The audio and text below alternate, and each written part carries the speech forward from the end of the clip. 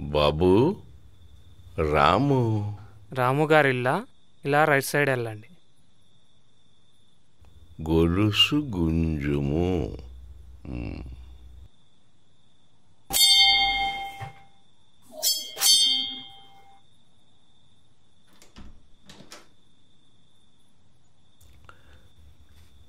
రామ్ మీరేనా? అవును నేనే. మరి మీరు?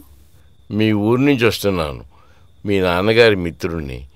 మీ నాన్నగారు మిమ్మల్ని కలవమని పంపించారు. సరే, ముందు లోపలికి రండి. సార్, మంచినీళ్ళు తీసుకోండి.